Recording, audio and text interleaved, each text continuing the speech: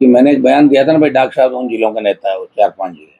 उसके बाद उनको लगा गंगाना हनुमान राजस्थान तो बहुत बड़ा, और वो सही बात है। पूर्वी राजस्थान के जिले 100 किलोमीटर में 6 जिले निकल जाते हैं। यहाँ 300 किलोमीटर एक डिस्ट्रिक्ट निकलता है अपना, बड़े-बड़े जिले हैं यहाँ पे। राजस्थान तो इधर ही है सारा, तो छोटा सा राजस्थान है। उन्होंने खूब प्रयास किया, उनको मेरी बात चुभ गई कि हनुमान जी ने मुझे कह दिया मैं तो यहीं का नेता हूँ, मैं जाऊँ कैसे?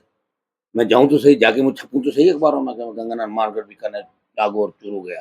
तो जाऊँ तो फिर कुछ लोगों ने सलाह दी कि आप जाओ, छापा मारो। छापा तो मार लिया, परिणाम क्या हुआ छापे में? मुझे बताओ कितने लोग जेल में गए? ये नकली खाद, नकली बीज करके आधे लोगों ने तो खाद ही नहीं डाला बेचारों। बोले पता नहीं किरोड़ी लाल जिनका वो तो नहीं हो गया। अब क्या हो रहा है? मैं डॉक्टर साहब से मेरा सवाल है कि नकली खाद, नकली बीज की जो बात आपने कही राजस्थान में दौरे किए, ये आपके मन के अंदर रह गई थी कि भाई मैं सिर्फ मीणाओं का ही नेता बन पाया राजस्थान के अंदर, दूसरे समाजों का नेता नहीं, इसलिए दौरे किए आपने। लेकिन दौरे करने के बाद परिणाम क्या निकला? आपने क्या नौकी तेरा करी और कौन सा तीर मार लिया? कितने लोगों को गिरफ्तार किया, जेल में डाला? ये राजस्थान की जनता सवाल करी, क्योंकि मैं गंगानगर में हूँ, तो मैं यहाँ के भी उनको देख रहा था।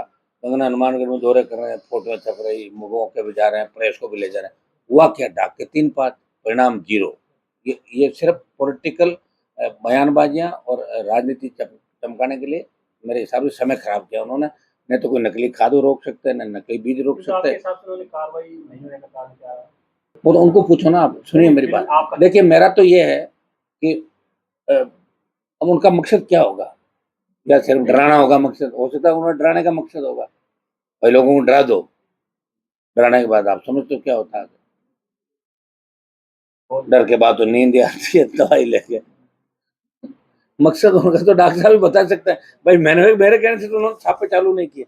हाँ, मैंने ये कहा था कि कुछ जिलों के नेता उससे नाराज हो गए थे, तो उन्होंने कहा हनुमान के उधर उन सब इलाकों में, मेरा कोई ऐसा नहीं था इलाका। तो मैं राजस्थान के अंदर सब जगह जाता हूँ, मेरे साथ उन्होंने खूब लंबी लड़ाइयाँ लड़ी।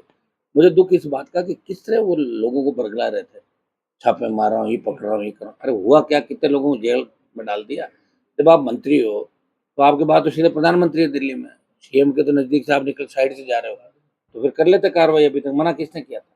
कम से कम 10-20-50 लोगों के परमानेंट आप उनकी फैक्ट्रियाँ सीज करते, संपत्ति अटैच करवा देते, जुलूस निकलवाते, तब लगता कि फर्जी खाद बीज कौन बेच रहा, कौन माफिया। ये बात तो उजागर होनी चाहिए, बात उजागर ही नहीं हुई। तो ये बड़ा दुख है राजस्थान की जनता को, हम सबको।